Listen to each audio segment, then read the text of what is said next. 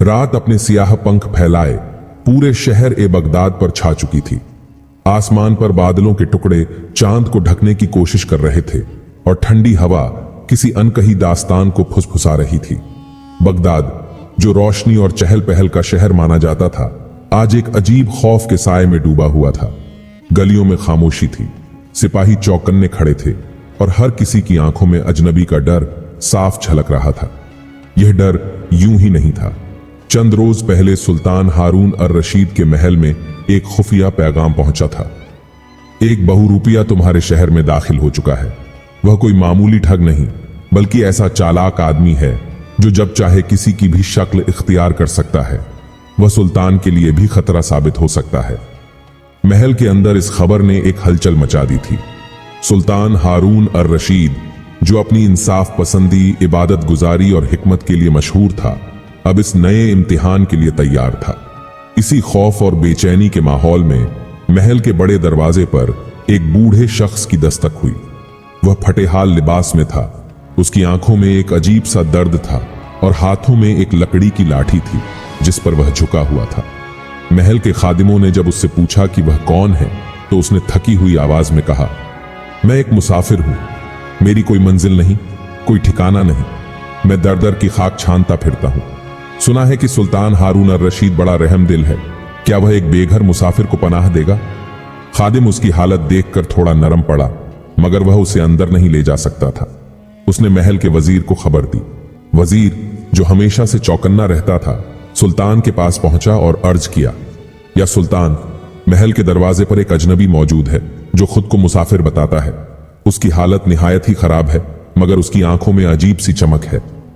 सुल्तान ने गहरी सोच में डूबकर कहा, उसे अंदर लाया जाए, मगर निगरानी में रखा जाए। अगर वह कोई चालाक बहुरूपिया हुआ तो जल्द ही बेनकाब हो जाएगा।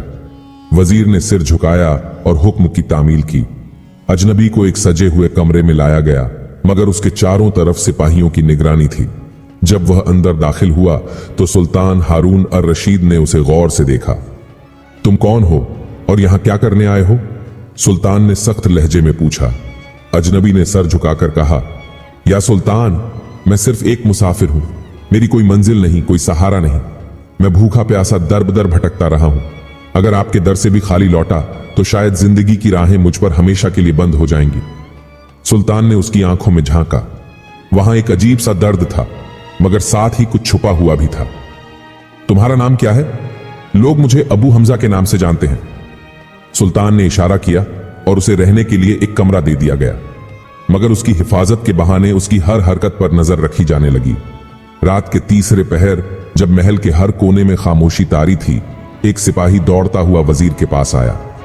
या वजीर, वह अजनबी जिसे आप लोगों ने पनाह दी है, अजीब हरकतें कर रहा है। वजीर चौंक उठा। क्या मतलब? क्या देखा तुमने? सिपाही ने कहा, मैंने देखा कि वह अपने कमरे में बैठा हुआ शीशे में अपनी शक्ल देख रहा था, मगर अजीब बात यह थी कि उसकी शक्ल धीरे धीरे बदल रही थी। वह कभी किसी बूढ़े आदमी की तरह दिखता, कभी किसी जवान इंसान की तरह। यह कोई साधारण आदमी नहीं है। वजीर यह सुनकर सख्त परेशान हुआ। अगर यह बात सच थी तो यह अजनबी वाकई एक बहुरूपिया था। सुबह का वक्त था, फज्र की अजान की सदा हवा में गूंज रही थी। सुल्तान हारून अर रशीद अपनी इबादत से फारिग होकर दरबार में आया। वजीर ने उससे सारी बात बयान कर दी।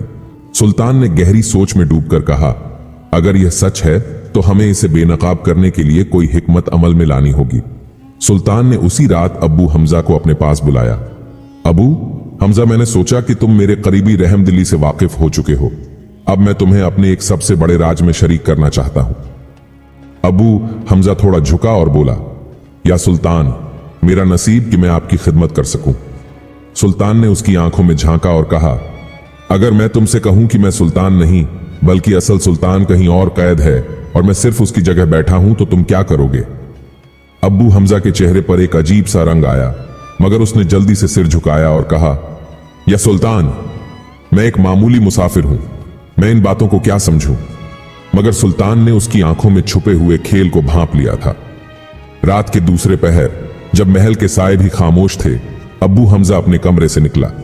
उसने चारों तरफ देखा और धीरे धीरे चलते हुए एक दीवार के पास पहुंचा। उसने एक छोटा सा चाकू निकाला और दीवार में एक कोना उधेड़ दिया। वहां से एक कागज निकला। रात का तीसरा पहर था। महल के अंदर सन्नाटा था, मगर साए अब भी जिंदा थे। सुल्तान हारून अर रशीद की नजरें अब्बू हमजा पर टिकी थीं।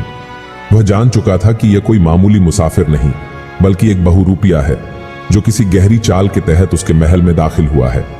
मगर सवाल यह था, वह कौन है और उसका मकसद क्या है? अब्बू हमजा के हाथ में जो कागज था वह किसी पैगाम की तरह लग रहा था। वह दीवार के कोने से निकाले गए उस कागज को खोलकर पढ़ने लगा और उसके चेहरे पर एक अजीब सुकून तैर गया। वह समझ रहा था कि वह अब तक महल में किसी को शक नहीं होने दे सका, मगर वह नहीं जानता था कि सुल्तान खुद उसे एक चाल में फंसा रहा था। सुबह की अजान होते ही सुल्तान ने अपने वजीर को बुलाया और धीरे से कहा, वक्त आ गया है कि हम इस अजनबी को आजमाएं।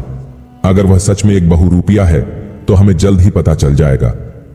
वजीर ने सर झुकाया। या सुल्तान, आप जो हुक्म दें मैं उसी पर अमल करूंगा। सुल्तान ने एक हल्की मुस्कुराहट के साथ कहा, आज मैं इसे अपना राजदार बनाऊंगा और देखूंगा कि वह इस राज को कैसे संभालता है। जोहर की नमाज के बाद जब दरबार लगा, सुल्तान ने अबू हमजा को अपने पास बुलाया। अबू हमजा, तुम पर मेरा भरोसा बढ़ता जा रहा है। मैं चाहता हूं कि तुम मेरी एक खास खिदमत करो। अबू हमजा ने सिर झुकाया। या सुल्तान, मेरी किस्मत कि मैं आपकी कोई भी सेवा कर सकूं। सुल्तान ने गहरी सांस ली और कहा, मैं चाहता हूं कि तुम मेरी जगह एक काम करो। मैं चाहता हूं कि तुम एक पैगाम मेरे सबसे वफादार गुलाम को दो जो शहर के बाहर रहता है। मगर ध्यान रहे, यह पैगाम बहुत खास है। अब्बू हमजा थोड़ा चौंका, मगर जल्द ही उसने खुद को संभाल लिया। जो हुक्म या सुल्तान, मैं इसे पहुंचा दूंगा। सुल्तान ने हल्की मुस्कान के साथ एक मुहरबंद पैगाम उसके हवाले किया, मगर असल खेल अब शुरू होना था। अब्बू हमजा जैसे ही महल से बाहर निकला, सुल्तान के वफादार सिपाही उसकी हर हरकत पर नजर रखने लगे। अब्बू हमजा ने पैगाम हाथ में लिया और तेजी से चलते हुए महल से बाहर आया, मगर उसने सीधा बाहर जाने के बजाय पहले एक सुनसान गली में जाकर इधर उधर देखा और फिर एक अंधेरी कोठरी में दाखिल हुआ। वहां पहले से दो आदमी खड़े थे। जैसे ही उन्होंने अब्बू हमजा को देखा, उनमें से एक फुसफुसाया, क्या मिला? अबू हमजा ने मुहरबंद पैगाम दिखाया और हंसते हुए कहा, देखो, सुल्तान खुद अपने हाथों से मुझे राज सौंप रहा है। अगर इस पैगाम में कुछ अहम बात निकली तो हमारी साजिश पूरी हो जाएगी।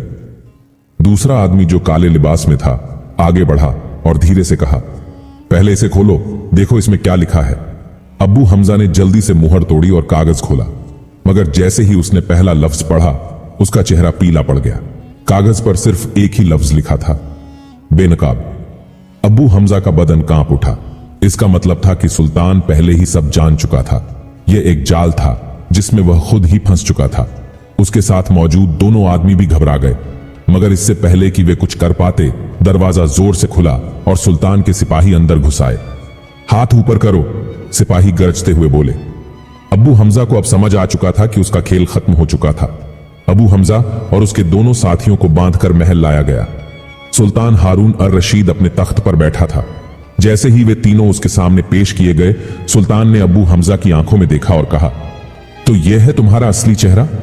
तुम एक मुसाफिर नहीं, एक जालसाज हो। बोलो, तुम कौन हो और किस मकसद से यहां आए थे? अबू हमजा ने गहरी सांस ली। उसकी आंखों में अब वह मासूमियत नहीं थी जो पहले थी। उसने धीरे से कहा, तुम बहुत चालाक हो या सुल्तान, मगर मैं भी कोई मामूली बहुरूपिया नहीं हूं।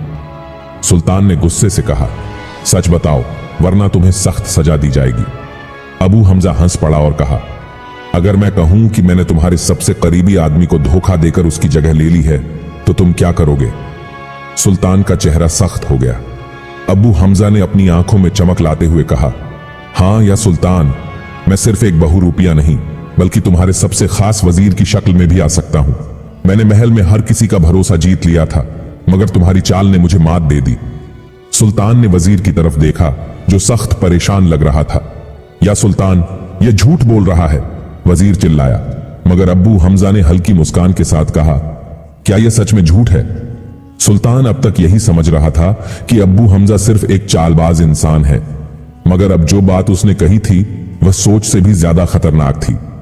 क्या वाकई महल के अंदर किसी और ने भी वफादारी का नकाब ओढ़ रखा था? क्या कोई ऐसा था जो अब तक सुल्तान के भरोसे को धोखा दे रहा था? सुल्तान हारून अर रशीद की नजरें अब्बू हमजा पर जमी थीं। उसके लफ्ज अब भी हवा में गूंज रहे थे। मैं सिर्फ एक बहुरूपिया नहीं, बल्कि तुम्हारे सबसे खास वजीर की शक्ल में भी आ सकता हूं। दरबार में एक गहरा सन्नाटा छा गया। महल के हर शख्स की सांसें रुक सी गईं। क्या यह सच था? क्या सुल्तान के सबसे करीबी आदमी ने ही उसके साथ गद्दारी की थी? वजीर, जो इतने सालों से सुल्तान के साथ वफादारी से खड़ा था, अचानक तिलमिला उठा। उसने गुस्से से अब्बू हमजा की तरफ देखा और गरजते हुए कहा, या सुल्तान, ये एक फरेबी आदमी है। यह आपको धोखा देने के लिए नया जाल बुन रहा है। क्या आप इस चालबाज की बातों पर यकीन करेंगे? सुल्तान ने अपनी नजरों को वजीर की तरफ मोड़ा। अगर यह झूठ बोल रहा है तो यह जल्दी बेनकाब हो जाएगा, मगर अगर यह सच कह रहा है तो इसका मतलब है कि महल में कोई और भी है जो हमारा दुश्मन है। सुल्तान ने गहरी सोच में डूबकर हुक्म दिया, अबू हमजा को कड़ी निगरानी में रखा जाए और कोई भी महल से बाहर न निकले जब तक कि सच सामने न आ जाए। उस रात महल के अंदर एक नई हलचल शुरू हो गई। सुल्तान ने अपने सबसे वफादार सिपाही मलिक तैमूर को बुलाया। मलिक, इस मामले की पूरी तहकीकात करनी होगी। हमें यह पता लगाना होगा कि क्या सच में कोई वजीर की जगह ले चुका है या यह सिर्फ अब्बू हमजा की एक और चाल है। मलिक तैमूर ने सिर झुका दिया। या सुल्तान, मैं अपनी जान की कसम खाकर कहता हूं कि मैं इस गद्दारी का पर्दाफाश करूंगा। रात गहरी हो चुकी थी। हर तरफ खामोशी थी, मगर सुल्तान की आंखों में नींद नहीं थी। वह जानता था कि अगर महल में कोई गद्दार है तो वह जल्दी ही कोई हरकत करेगा। इसी बीच मलिक तैमूर चुपके से महल के खास हिस्से की तरफ बढ़ा। वहां एक कमरा था जो आमतौर पर बंद रहता था, मगर आज उसकी खिड़की से हल्की रोशनी छन रही थी। मलिक तैमूर धीरे धीरे आगे बढ़ा और खिड़की से झांका। जो नजारा उसने देखा वह हैरत अंगेज था। वहां दो आदमी बैठे थे। एक तो वजीर था और दूसरा कोई अजनबी। अजनबी धीरे से कह रहा था, वक्त आ गया है कि सुल्तान का खात्मा कर दिया जाए। अगर हमें अपनी हुकूमत कायम करनी है तो अब और इंतजार नहीं कर सकते। वजीर की आवाज आई, मगर सुल्तान अभी तक शक में है। अगर हमें गलती से पकड़ लिया गया तो हमारा अंजाम बहुत बुरा होगा। अजनबी ने हंसते हुए कहा, फिक्र मत करो, अब्बू हमजा अपना काम कर चुका है। सुल्तान अब दुविधा में फंस चुका है। वह यह नहीं समझ पाएगा कि कौन दोस्त है और कौन दुश्मन। मलिक तैमूर के हाथ गुस्से से कांप गए। तो यह सच था, वजीर ही असली गद्दार था। सुबह होते ही मलिक तैमूर सुल्तान के पास पहुंचा और पूरी बात बयान कर दी। सुल्तान के चेहरे पर कोई हैरानी नहीं थी। उसने गहरी आवाज में कहा, मुझे यकीन था कि कोई तो गद्दारी कर रहा है, मगर यह जानकर अफसोस हुआ कि वह मेरा सबसे करीबी आदमी निकला। सुल्तान ने हुक्म दिया, वजीर को दरबार में बुलाया जाए। थोड़ी देर बाद जब वजीर दरबार में पहुंचा तो उसकी आंखों में वही चालाकी थी जो हमेशा थी। वह अब भी सोच रहा था कि उसकी साजिश कामयाब हो रही है। सुल्तान ने एक गहरी नजर वजीर पर डाली और कहा, वजीर, क्या तुम मुझे वफादारी की कसम देकर यह कह सकते हो कि तुमने मुझसे कभी गद्दारी नहीं की? वजीर चौंका, मगर उसने खुद को संभालते हुए कहा, या सुल्तान, मैं हमेशा से आपका वफादार रहा हूं। तभी दरबार के दरवाजे खुले और मलिक तैमूर अंदर आया। उसके साथ वह अजनबी भी था जिसे उसने पिछली रात वजीर के साथ देखा था। अजनबी को देखकर वजीर का चेहरा जर्द पड़ गया। सुल्तान ने कड़े लहजे में कहा, अब कोई फायदा नहीं वजीर, तुम्हारी साजिश का पर्दाफाश हो चुका है। अब्बू हमजा, जो अब तक सिपाहियों की निगरानी में था, दरबार में लाया गया। उसने सुल्तान की तरफ देखा और कहा, या सुल्तान, मैं सिर्फ एक बहुरूपिया हूं, मगर मैं कभी गद्दार नहीं था। मुझे सिर्फ एक मोहरा बनाया गया था। असली साजिश तो तुम्हारे अपने ही दरबार में हो रही थी। सुल्तान ने गुस्से से वजीर की तरफ देखा, तुमने क्यों गद्दारी की? इतने सालों की वफादारी के बाद तुमने मेरे ही खिलाफ साजिश क्यों रची? वजीर के चेहरे पर अब भी एक अजीब मुस्कान थी। उसने धीरे से कहा, क्योंकि मैं कभी भी तुम्हारे हुक्म को नहीं मानता था। या सुल्तान, मैं हमेशा तुम्हारी ताकत पर हसद करता था और मैं चाहता था कि बगदाद पर मेरा राज हो। सुल्तान के चेहरे पर अफसोस की परछाई आई। उसने गहरी आवाज में हुक्म दिया, गद्दारों को उनके अंजाम तक पहुंचाया जाए। उसी शाम महल के आंगन में लोगों की भीड़ जमा थी। वजीर, अब्बू हमजा और उनके साथी खड़े थे। सुल्तान ने हुक्म दिया कि वजीर को कैद खाने में डाल दिया जाए और अब्बू हमजा को उसके गुनाहों के मुताबिक सजा दी जाए। अब्बू हमजा ने सुल्तान की तरफ देखा और कहा, या सुल्तान, मैं सिर्फ एक बहुरूपिया था, मगर इस महल के अंदर असली बहुरूपीय वो थे जो वफादारी का नाटक कर रहे थे। मैं अपने अंजाम को कबूल करता हूं। उस रात जब सुल्तान अकेला बैठा था, उसने आसमान की तरफ देखा और गहरी सोच में पड़ गया। जिंदगी में सबसे बड़ा धोखा अक्सर अपनों से ही मिलता है और असली बहुरूपीय वही होते हैं जो इंसान के सबसे करीब होते हैं।